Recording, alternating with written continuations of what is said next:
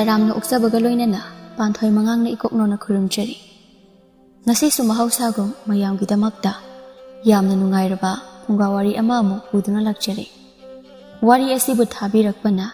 Janice Thaunaujam ayuki matamni tampha yahau adu thengu makai hawgaladuna mangol aduda masam ipha phana hakamado wa chanduna le Mazanapi mataw adu ubada ibim haldo hingkol suduna leirambadagi Mazanapi adu tana bahari Hey numina waton yorba matam asida hawjikta hawgala ibanine yeningde changkhra salune mi naga uradi daw yaroi haikhiba tare aikhoi ma sidi aina bu thaba amatang tawrabadi adum ngang bahurani asi hairaga phet haidoktuna imunglamda changkhirami tampha yamna tanba nupi ama oirami imungi thabak amata tawba haiba yaramde masagi asoibadi yengdana miwa ngangbasu yamna pamlami migi asoiba ma ubada hekta noknarami nangthalgi matamni tampha ado mata ani thoibiga thadoigado punna tampha hoigi thongal miya oirab hauriba haigu makhong aduda phak ama thaduna singju ado kanna chari thoibina kaino morokhusa asibo as haun morol ma hautriba thadoina moroka lairi awang laikai thoibi sanado nahan aina kaithal chatpada nupa ga una hawi tampha ngakna madi kaide nupa masakhuthi duga nate karamba nupa no aduk thikraba nupi aduda ngauri duba tampha gi matawodu da thadoi do haigi yauna hairi khangde nahan le hawi nupa da masakadi kupha azama kuchuga da ngaurok he ngawi nukti gu nei hai kaithel da dum thaibi sanagi theriba masakhuthi aduga yam thajadi noksaningra thaibina o thigera phajagera midi nupa ama koikrabane nangna hojik phawba amata phangdrabado thadoina amu haireklami hoi siyarise masak thiba mina khit hele haidone nupa da chopa noigi thaibi sanadudi aigi khongbi na bu hena phajaramgani tamphana hoi aduni adoida aidi phangdaba nate ko aina koiroina koidabani thoibina o yare khangjare ita ekhoi se loina khangi asi hariga ani do punna nokmine tampha tumille wakhandasu mina napa koiraga kalakpa phawrami mata sing aduda amu onsinduna adudi hayeng kethel chatlu sireida ani do yengboina mata ani adusu hoi chatlu se haini yarami asumna singu saba adusu loiraba matungda thengzilakle haiduna mata ani adusu mayum da hankirami tampha su sinju saba yaba makai chauraga imungi thabak amata yaudabida masanu ngaite haiduna phamung aduda changkhre ibem halwa rabasu wana imungi thabak singdo mana loina tawrami mathangi namini hana gum tampha adu hakangwa wa chanduna mangol aduda thogli he nangbu namai ga dubo ikai baga amata khangdrabran he kaino ima yahaurak baga hana hekta lakthara isibo nangbu nayum pan baga khangaroine imungi thabak amata tawbasu haite taw haibasu yade as yare ima taningre ekhoi isa ka loigraba chak lamani yadre pukse hey chak to lam labadi ne thonglaga chabatam nakhut pali do sisina ba haitrabadi yonthokrasiro as ai dine pelabani ma chak to kita thongbiyo haiba ima ai chak lamani yadre ba asi haiduna tampha do imunglamda changkhirami nangthalgi matamni nupi ahum ado haina kibagi matong ina kaithal da chalami aduga singju potham adudagi singju khara lauduna charami amuk ahum adu chana nupi aduga nupa aduga do lakra haini yengba solepte aduba phana koira phawba nupa aduga nupi aduga di laklamde tamphana kainoida lakani haraga lakslakte phana di koire ngai reise thaibina mo haireklami adune thadoi nangi sibo la ardu jalo thadoina nahan khaide adum lae haibani aduga kaino suklak laktisibo makhoi ahungi mataw aduda potpham phambi me ma ado tampha da onsinduna haireklami ibema nangbo kari ning kaugi nasak phajariba karai waidagi no nangbo tampha do potpham phambi aduna masak phajai kaina hairekpa aduda mata anigi mamangda hena napal karami ꯑꯗꯨꯒ ꯌꯥꯝ ꯏꯪ ꯇꯞꯆꯕꯤ ꯑꯃꯒꯨꯝꯅ ꯍꯥꯏꯔꯛꯏ ꯏꯅꯦ ꯑꯩꯕꯨꯗꯤ ꯀꯩꯊꯦꯜꯁꯤꯗꯒꯤ ꯊꯣꯡꯒꯥ 6 ꯆꯠꯂꯒ ꯂꯩꯔꯤ ꯃꯤꯡꯕꯨꯗꯤ ꯇꯝꯐꯥ ꯀꯧꯏ ꯇꯝꯐꯥꯒꯤ ꯇꯞꯆꯕ ꯃꯇꯧ ꯑꯗꯨꯗ ꯃꯦꯝ ꯋꯥꯈꯟꯗꯁꯨ ꯈꯜꯂꯝꯃꯤ ꯇꯝꯐꯥ ꯑꯁꯤ ꯃꯦꯝꯒꯤ ꯂꯩꯀꯥꯏꯗ ꯄꯨꯟꯅ ꯂꯩꯃꯤꯟꯅꯕ ꯃꯥꯅꯁꯨ ꯃꯆꯥꯒꯨꯝꯅ ꯂꯨꯅ ꯈꯟꯖꯕ ꯋꯥꯡꯂꯦꯟꯒꯤꯗꯃꯛ ꯂꯨꯍꯣꯡꯕꯤꯔꯒꯦ ꯍꯥꯏꯅ ꯑꯍꯨꯝꯕꯗꯁꯨ ꯊꯦꯡꯖꯤꯜꯂꯛꯑ ꯐꯥꯎꯕ ꯂꯥꯛꯇ꯭ꯔꯕ ꯑꯗꯨꯗꯗꯤ ꯀꯥꯟꯅꯔꯣꯏ ꯍꯜꯂꯁꯤ ꯍꯥꯏꯅꯗꯨꯅ ꯁꯤꯡꯖꯨꯒꯤ ꯄꯩꯁꯥ ꯑꯗꯨ ꯄꯤꯔꯝꯗꯨꯅ ꯃꯌꯨꯝꯂꯣꯝꯗ ꯍꯜꯂꯛꯂꯦ ꯃꯇꯝ ꯈꯔ ꯍꯧꯈ꯭ꯔꯦ ꯃꯦꯝꯒ ꯋꯥꯡꯂꯦꯟꯒꯤ ꯃꯃꯥ ꯏꯕꯦꯝꯃ ꯁꯈꯤꯒꯅ ꯇꯧꯗꯨꯅ ꯇꯝꯐꯥ ꯑꯗꯨ ꯋꯥꯡꯂꯦꯟꯒꯤꯗꯃꯛꯇ ꯍꯩꯅ ꯁꯤꯡꯅꯗꯨꯅ ꯂꯨꯍꯣꯡꯂꯝꯃꯤ ꯑꯗꯨꯕꯨ ꯇꯝꯐꯥꯗꯤ ꯃꯥꯒꯤ ꯇꯟꯕ ꯑꯗꯨ ꯍꯧꯖꯤꯛ ꯐꯥꯎꯕ ꯍꯜꯂꯝꯗꯦ ꯁꯈꯤ ꯏꯁꯧ ꯑꯗꯨ ꯂꯥꯡꯗꯨꯅ ꯆꯥꯛ ꯑꯗꯨ ꯊꯣꯡꯂꯤ ꯑꯗꯨꯕꯨ ꯁꯈꯤꯅ ꯏꯁꯧ ꯂꯥꯡꯂꯤꯕ ꯑꯗꯨ ꯇꯝꯐꯥꯗꯤ ꯊꯣꯏꯅ ꯈꯜꯂꯝꯗꯦ ꯑꯗꯨꯒꯤ ꯃꯍꯨꯠꯇ ꯀꯥ ꯃꯅꯨꯡ ꯑꯗꯨꯗ ꯃꯀꯦ ꯁꯦꯝꯗꯨꯅ ꯂꯩꯔꯝꯃꯤ ꯋꯥꯡꯂꯦꯟꯅ ꯅꯨꯄꯤ ꯅꯪꯕꯨ ꯏꯃꯥꯅ ꯇꯧꯔꯤꯁꯦ ꯈꯔ ꯌꯥꯎꯁꯤꯜꯂꯨ ꯌꯥꯗ꯭ꯔꯣ ꯅꯣꯡꯉꯥꯜꯂꯛꯄꯒ ꯀꯦꯗꯅ ꯑꯗꯨꯝ ꯂꯩ ꯀꯩꯅꯣ ꯅꯨꯄꯥ ꯑꯩꯅ ꯐꯖꯕꯁꯦ ꯅꯪꯒꯤ ꯅꯃꯥꯏ ꯅꯠꯇ꯭ꯔꯣ ꯃꯤ ꯑꯩꯅ ꯊꯕꯛ ꯁꯨꯔꯒ ꯁꯨꯝ ꯂꯩꯔꯗꯤ ꯑꯩꯒꯤ ꯐꯖꯕꯁꯦ ꯂꯣꯏꯅ ꯍꯟꯈ꯭ꯔꯅꯤ ꯑꯗꯨꯕꯨ ꯏꯃꯥꯁꯤ ꯃꯊꯟꯇ ꯋꯥꯕꯅ ꯂꯣꯏꯔꯅꯤ ꯅꯪꯁꯨ ꯊꯕꯛ ꯏꯪꯈꯥꯡꯗꯣ ꯈꯔ ꯇꯧꯃꯤꯟꯅꯧ ꯍꯥꯏꯕ ꯑꯁ ꯍꯣꯏ ꯅꯨꯄꯥ ꯇꯧꯒꯦꯕ ꯑꯗꯣ ꯑꯩꯒꯤ ꯐꯤ ꯑꯃꯠꯇ ꯂꯩꯕꯤꯌꯨ ꯍꯥꯟꯅꯒꯤꯁꯦ ꯂꯣꯏꯅ ꯃꯜꯂꯦꯕ ꯀꯩꯅꯣ ꯂꯨꯍꯣꯡꯕꯁꯨ ꯀꯨꯏꯗ꯭ꯔꯤ ꯅꯪꯗꯤ ꯀꯔꯥꯏ ꯆꯠꯇꯅ ꯃꯜꯂꯤꯕ ꯐꯤꯅꯣ ꯑꯩꯅꯕꯨ ꯍꯥꯏꯔꯗꯤ ꯑꯃꯠꯇ ꯌꯥꯔꯣꯏꯗꯝꯅꯦ ꯍꯣꯏꯁꯦ ꯃꯊꯪ ꯄꯩꯁꯥ ꯐꯪꯕꯗ ꯂꯩꯔꯁꯦ ꯐꯔꯦ ꯑꯗꯨꯗꯤ ꯑꯩ ꯆꯠꯂꯨꯈꯤꯒꯦ ꯆꯥꯛꯀ ꯆꯥꯔꯔꯣꯏ ꯑꯥꯗ ꯑꯗꯨꯝ ꯆꯥꯔꯒꯦ ꯏꯃꯥꯒ ꯑꯃꯨꯛ ꯈꯠꯅꯔꯝꯒꯅꯨꯀꯣ ꯑꯁꯤ ꯍꯥꯏꯗꯨꯅ ꯋꯥꯡꯂꯦꯟ ꯑꯗꯨ ꯆꯠꯈꯤꯔꯝꯃꯤ ꯇꯝꯐꯥ ꯆꯥꯛꯈꯨꯝꯂꯣꯝꯗ ꯑꯃꯨꯛ ꯆꯪꯂꯛꯇꯨꯅ ꯃꯅꯦꯝꯗ ꯑꯣꯟꯁꯤꯟꯗꯨꯅ ꯍꯥꯏꯔꯛꯏ ꯉꯁꯥꯏꯗꯒꯤ ꯆꯥꯛ ꯊꯣꯡꯂꯤꯅꯦꯅ ꯇꯧꯔꯤꯗꯨꯕꯨ ꯅꯣꯡ ꯐꯨꯠꯂꯤꯕ꯭ꯔꯣ ꯆꯥꯛꯁꯦ ꯂꯥꯛꯑꯃꯅ ꯂꯣꯏꯔꯕꯅꯦ ꯑꯩ ꯑꯁꯣꯟꯕꯤ ꯅꯅꯦꯝ ꯑꯩꯅ ꯊꯣꯡꯂꯒ ꯅꯪꯅ ꯆꯥꯗꯧꯔꯤꯕꯅꯤꯅꯦ ꯑꯁ ꯆꯒꯠ ꯆꯒꯠ ꯉꯥꯡꯗꯅ ꯂꯩꯔꯅꯨ ꯆꯥꯛꯇꯣ ꯄ꯭ꯔꯄꯞ ꯊꯤꯔꯛꯑꯣ ꯁꯈꯤ ꯃꯃꯧ ꯅꯨꯄꯤꯒ ꯑꯣꯟꯁꯤꯟꯅꯕ ꯇꯜꯂꯗꯨꯅ ꯇꯝꯐꯥꯒꯤ ꯆꯥꯛ ꯁꯔꯨꯛ ꯑꯗꯨ ꯊꯤꯗꯨꯅ ꯄꯤꯔꯝꯃꯤ ꯇꯝꯐꯥ ꯇꯞ ꯇꯥꯕ ꯃꯈꯩ ꯆꯥꯔꯕ ꯃꯇꯨꯡꯗ ꯆꯒꯨꯝ ꯐꯥꯎꯕ ꯁꯦꯡꯂꯝꯗꯅ ꯐꯨꯛ ꯍꯧꯒꯠꯇꯨꯅ ꯃꯥꯒꯤ ꯀꯥꯗ ꯆꯪꯈꯤꯔꯝꯃꯤ ꯃꯇꯧ ꯑꯗꯨ ꯎꯕꯗ ꯁꯈꯤ ꯀꯔꯤꯁꯨ ꯍꯥꯏꯕ ꯉꯝꯗ ꯅꯨꯡꯉꯥꯏꯇꯅ ꯌꯦꯡꯗꯨꯅ ꯂꯩ ꯑꯁꯨꯝꯅ ꯇꯝꯐꯥꯅ ꯃꯅꯦꯝꯕꯨ ꯌꯥꯝꯅ ꯑꯣꯠꯂꯝꯃꯤ ꯑꯗꯨꯕꯨ ꯃꯥꯅ ꯇꯧꯔꯤꯕ ꯑꯗꯨ ꯋꯥꯡꯂꯦꯟꯅꯗꯤ ꯈꯪꯂꯝꯗꯦ ꯁꯈꯤꯅꯁꯨ ꯅꯣꯡꯃꯇ ꯃꯆꯥꯅꯨꯄꯥꯗ ꯍꯥꯏꯔꯨꯗꯦ ꯏꯃꯥ ꯍꯛꯆꯥꯡꯒ ꯉꯝꯗꯕ꯭ꯔꯣ ꯌꯥꯝꯅ ꯁꯣꯟꯅ ꯎꯏ ꯍꯟꯗꯛꯇꯤ ꯏꯕꯨꯡꯉꯣ ꯍꯟꯗꯛꯇꯤ ꯏꯃꯥꯒꯤ ꯏꯁꯥꯁꯦ ꯏꯁꯣꯟ ꯁꯣꯜꯂꯤ ꯆꯥꯅꯤꯡ ꯊꯛꯅꯤꯡꯕ ꯀꯌꯥ ꯐꯥꯎꯗꯦꯅꯦꯍꯦ ꯏꯃꯥ ꯉꯁꯤꯗꯤ ꯉꯥ ꯆꯥꯁꯦ ꯑꯩ ꯀꯩꯊꯦꯜ ꯆꯠꯂꯒ ꯉꯥ ꯑꯆꯧꯕ ꯑꯃ ꯂꯩꯔꯨꯒꯦ ꯏꯃꯥ ꯅꯥꯕ ꯌꯥꯕ ꯅꯠꯇꯦꯀꯣ ꯁꯈꯤ ꯃꯆꯥꯅꯨꯄꯥꯒꯤ ꯋꯥ ꯑꯗꯨ ꯇꯥꯕꯗ ꯃꯄꯨꯡ ꯑꯗꯨ ꯅꯨꯡꯁꯤꯔꯛꯑꯝꯃꯤ ꯑꯗꯨꯕꯨ ꯃꯆꯥꯅꯨꯄꯥꯒꯤ ꯃꯃꯥꯡꯗꯗꯤ ꯎꯠꯊꯣꯛꯂꯝꯗꯦ ꯋꯥꯡꯂꯦꯟꯁꯨ ꯃꯃꯥꯕꯨ ꯐꯖꯅ ꯂꯩꯔꯝꯃꯨ ꯍꯥꯏꯔꯝꯗꯨꯅ ꯀꯩꯊꯦꯜ ꯇꯝꯅ ꯆꯠꯈꯤꯔꯝꯃꯤ ꯇꯝꯐꯥ ꯏꯃꯨꯡꯗꯒꯤ ꯄꯔꯄꯞ ꯊꯣꯛꯂꯛꯇꯨꯅ ꯃꯥꯡꯒꯣꯜꯗ ꯏꯁꯣꯟ ꯁꯣꯟꯅ ꯐꯝꯗꯨꯅ ꯂꯩꯔꯤꯕ ꯃꯅꯦꯝ ꯑꯗꯨꯗ ꯑꯣꯟꯁꯤꯟꯗꯨꯅ ꯍꯥꯏꯔꯤ ꯍꯅꯨꯕꯤ ꯅꯥꯊꯩꯕꯣꯡꯗ ꯆꯥꯕ ꯌꯥꯗ꯭ꯔꯦ ꯍꯥꯏꯔꯗꯤ ꯅꯆꯥꯅꯨꯄꯥꯗ ꯍꯥꯏꯗ꯭ꯔꯤꯉꯩ ꯑꯩꯉꯣꯟꯗ ꯍꯥꯟꯅ ꯍꯥꯏꯕ ꯀꯩꯗꯧꯒꯦ ꯍꯥ ꯏꯃꯧ ꯏꯕꯦꯝꯃ ꯋꯥꯍꯩꯗꯨ ꯀꯟꯃꯜꯂꯤꯅꯦꯍꯦ ꯃꯃꯥꯅ ꯃꯆꯥꯗ ꯑꯋꯥ ꯅꯨꯡꯉꯥꯏ ꯇꯝꯕꯁꯤꯕꯨ ꯀꯌꯥꯝ ꯀꯥꯏꯔꯕꯒꯦꯅꯦ ꯀꯥꯏ ꯌꯥꯝ ꯀꯥꯏ ꯅꯪꯅ ꯅꯆꯥꯅꯨꯄꯥ ꯑꯁꯤꯗ ꯏꯟꯁꯤꯟꯗꯅ ꯑꯩꯕꯨ ꯌꯨꯝ ꯑꯁꯤꯗꯒꯤ ꯇꯥꯟꯊꯣꯛꯅꯕ ꯁꯤꯜꯂꯤꯕ ꯅꯠꯇ꯭ꯔꯣ ꯁꯈꯤ ꯑꯗꯨ ꯅꯨꯡꯉꯥꯏꯇꯅ ꯍꯥꯏꯔꯛꯂꯝꯃꯤ ꯀꯔꯤꯅꯣ ꯅꯪꯅ ꯍꯥꯏꯔꯤꯕꯗꯨꯕꯣ ꯏꯃꯧ ꯏꯕꯦꯝꯃ ꯏꯃꯥꯅꯗꯤ ꯑꯗꯨꯒꯨꯝꯂꯕ ꯋꯥꯈꯟꯗꯣ ꯅꯣꯡꯃꯇ ꯈꯟꯈꯤꯗꯦꯅꯦꯍꯦ ꯑꯣ ꯇꯥꯖꯅꯤꯡꯗ꯭ꯔꯦ ꯁ꯭ꯋꯥꯏꯗꯒ ꯑꯐꯕꯒ ꯁꯥꯕꯤꯔꯛꯂꯅꯨ ꯅꯪ ꯅꯁꯥ ꯌꯥꯝꯅ ꯉꯝꯗꯦ ꯍꯥꯏꯕ ꯅꯠꯇ꯭ꯔꯣ ꯆꯥꯕ ꯊꯛꯄ ꯌꯥꯗꯦ ꯍꯥꯏꯗꯥꯏ ꯑꯗꯨ ꯑꯣꯏꯔꯗꯤ ꯃꯁꯤ ꯈꯪꯕ꯭ꯔꯥ ꯑꯗꯣ ꯇꯝꯈꯣꯗꯅ ꯄꯥꯎꯗꯣ ꯌꯥꯝꯅ ꯇꯝꯈꯣꯕ ꯁꯈꯤꯗꯣ ꯑꯗꯨꯝꯅ ꯃꯃꯧ ꯅꯨꯄꯤꯅ ꯈꯪꯍꯧꯗꯅ ꯏꯁꯤꯡ ꯑꯏꯪꯕ ꯑꯗꯨ ꯈꯪꯉꯩ ꯍꯩꯖꯤꯜꯂꯛꯄ ꯑꯗꯨꯗꯗꯤ ꯃꯁꯥ ꯑꯗꯨ ꯈꯪꯄ꯭ꯔꯦꯛ ꯍꯦꯛ ꯈꯪꯉꯤ ꯏꯕꯦꯝꯃ ꯀꯔꯤꯅꯣ ꯇꯧꯔꯤꯕ ꯑꯁꯤꯕꯣ ꯇꯝꯐꯥ ꯏꯁꯤꯡ ꯑꯗꯨ ꯍꯩꯖꯤꯜꯂꯝꯗꯨꯅ ꯏꯃꯨꯡꯂꯣꯝꯗ ꯀꯔꯤꯁꯨ ꯍꯥꯏꯔꯝꯗ ꯄ꯭ꯔꯄꯞ ꯆꯪꯈꯤꯔꯝꯃꯤ ꯁꯈꯤ ꯃꯃꯧ ꯅꯨꯄꯤꯗ ꯀꯔꯤꯁꯨ ꯍꯥꯏꯕ ꯉꯝꯗ ꯀꯞꯇꯨꯅ ꯂꯩ ꯃꯊꯪꯒꯤ ꯅꯨꯃꯤꯠꯅꯤ ꯋꯥꯡꯂꯦꯟꯅ ꯏꯃꯥ ꯑꯩ ꯃꯇꯝ ꯈꯔ ꯏꯝꯐꯥꯜꯗ ꯊꯕꯛ ꯑꯃꯒꯤ ꯆꯠꯇꯕ ꯌꯥꯗ꯭ꯔꯦ ꯏꯕꯨꯡꯉꯣ ꯀꯔꯤ ꯊꯕꯛꯅꯣꯅꯦ ꯅꯨꯃꯤꯠ ꯀꯌꯥꯅꯤ ꯂꯩꯔꯛꯀꯗꯣꯏꯕ ꯏꯃꯥ ꯍꯞꯇꯥ 2ꯃꯨꯛꯇꯤ ꯂꯩꯗꯧ ꯃꯥꯜꯂꯦ ꯊꯕꯛꯅꯒ ꯁꯨꯐꯝꯒ ꯂꯩꯇꯕ ꯑꯁꯤꯗ ꯏꯝꯐꯥꯜꯗ ꯂꯩꯕ ꯑꯩꯒꯤ ꯃꯔꯨꯞꯇꯨꯅ ꯃꯥꯒꯤ ꯊꯕꯛ ꯈꯔꯁꯨ ꯂꯩ ꯑꯃꯨꯛꯇ ꯂꯥꯛꯑꯣꯁꯨ ꯍꯥꯏꯔꯤ ꯑꯗꯨꯅ ꯑꯃꯨꯛꯇ ꯆꯠꯂꯨꯁꯤꯔ ꯇꯧꯕꯅꯤ ꯍꯣꯏ ꯆꯠꯂꯨꯁꯣ ꯑꯗꯨꯕꯨ ꯏꯕꯨꯡꯉꯣ ꯀꯨꯏꯅꯗꯤ ꯂꯩꯔꯛꯀꯅꯨꯀꯣ ꯏꯃꯥꯁꯦ ꯍꯟꯗꯛ ꯃꯔꯛ ꯍꯛꯆꯥꯡꯁꯨ ꯀꯌꯥ ꯉꯝꯗꯦ ꯏꯃꯥ ꯀꯔꯤꯁꯨ ꯈꯟꯖꯟꯕꯤꯔꯨꯅꯨꯗ ꯅꯃꯧ ꯅꯨꯄꯤꯁꯨ ꯂꯩꯔꯤꯁꯤꯗꯤ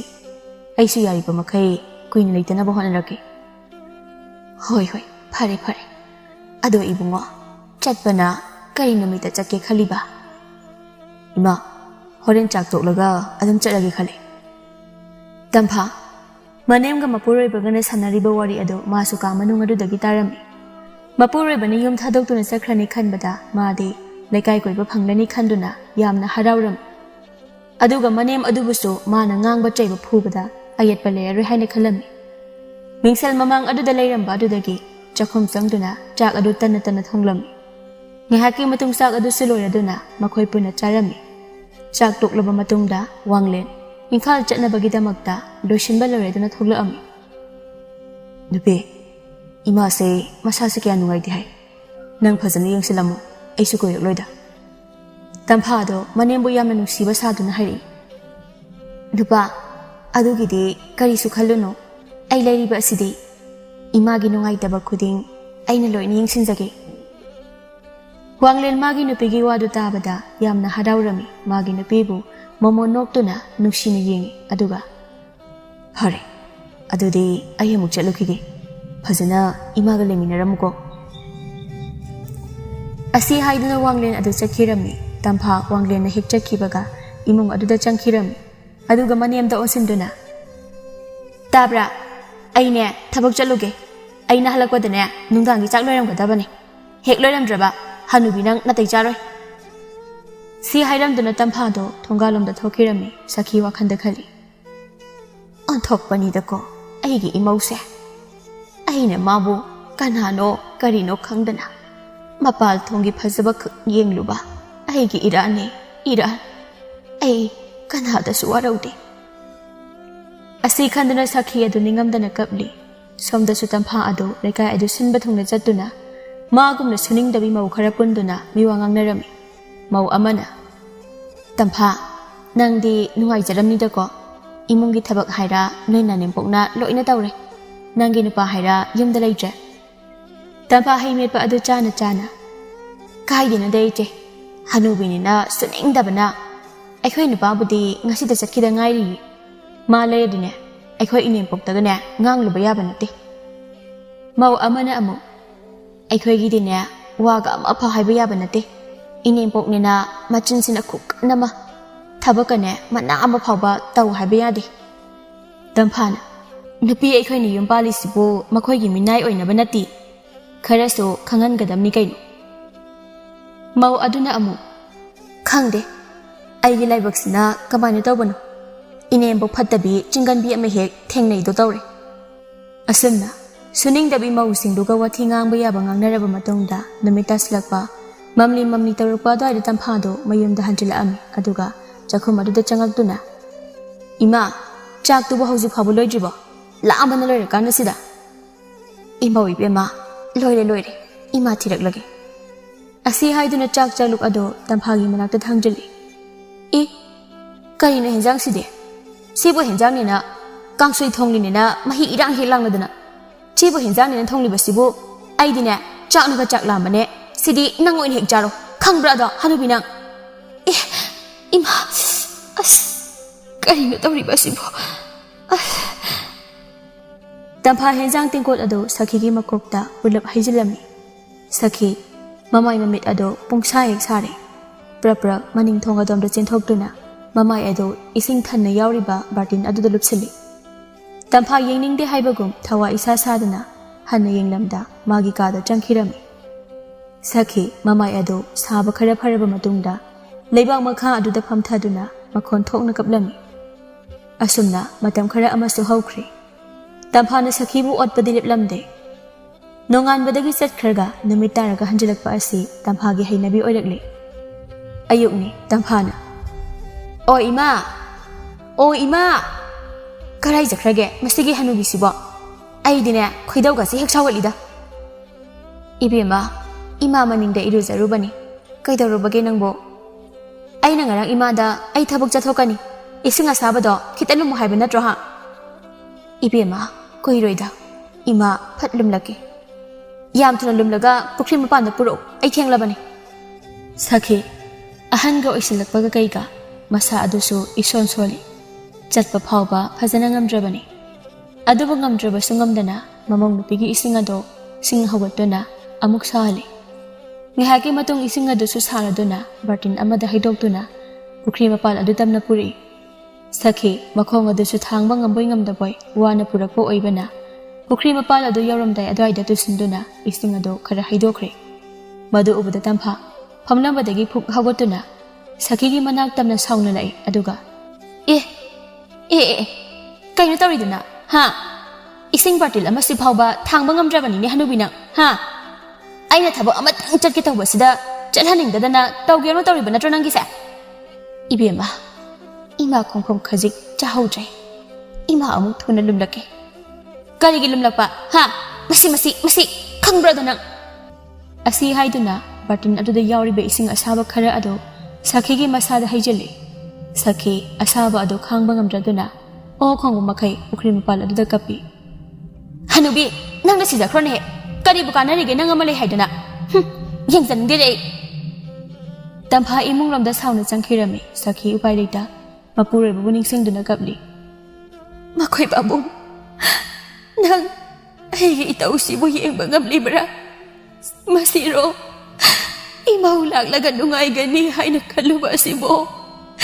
nanay lumibo sa loksen biro ay hinindre Sakhi pukri mapal aduda kapayabo kaplaba matungda imung lomda changduna mapi maro aswat pasing ado hongdoktuna chak chadabida hamung aduda hiptuna le somda tampha dile kai gi mausuning dabi sing aduga chak chanari bani haiduna langduna nungai ne leiri asumna sum haukhibana Matam kaya amasu hojingkhre nongmagi namini Sakhi adu chak thongu yade haiduna tamphana Sakhi bu yamna thina phubirami masam adu su phoirami Sakhi mamitagi mapita na haira ami Imau ibema ima lankhre ima chak tu thong lagi isangam daba sida ngahak tum tharuri thadu ose ima thong lagi ima yam nai haiba ibema khangbra hanubi aina haiba wada tadabaga su sari khangbra da hojikte Sakhi China do khangba ngamdraduna o khongba makhai kaplami patang aduda wanglen su Imphal dagi halami chakhom aduda mamana kapagi makhol adu tabada kaidorabano haiduna chakhom aduda changlaklami adubu oiramliba mataw aduda wanglen ngakna tamphana mamagi masam phoiriba adu lokthoi aduga sauna magi nipida mamaida khupangna thajili tamphado khangpre khangna Sakhi gi masam phoiramba adu thadoi nupe kainung tori basa nang ima se kari oinui ai gi ima se nang gi su namana tabra aduk nabu sel pipa tampha mapure bana phurakpa amade mangonda nganglakpa adu da tampha do wale thoktuna samjin sajinba wahaina kapsinadana hairi napa ima na ibo yum se da leiba yaru hairi bani ne adu da sunatana ima na su ai ba phuri bani ne Sakhi mamong nupi gi adugumba mataw adu ubada yamna ngaklami machindadi karisu hairamde wanglen madi tampha gi mataw adu uraga hena sauning ba haido oirami aduba tampha na ngangba watada tampha bu phuda ba hori ayo ba nuba ai phubi gano phuba le po haiba yamna eba ayo ima amuta khamo ai lan krema kari gi lanba kari gi lanba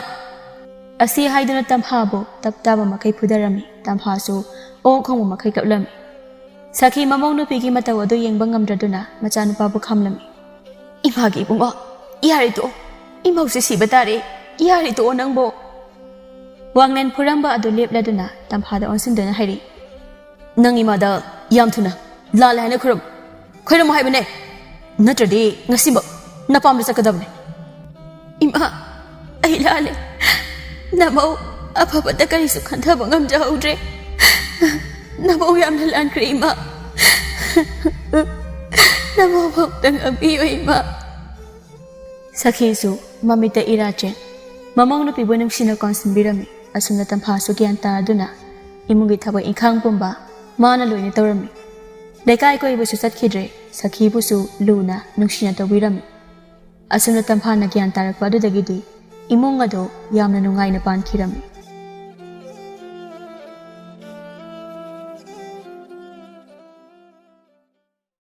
꯫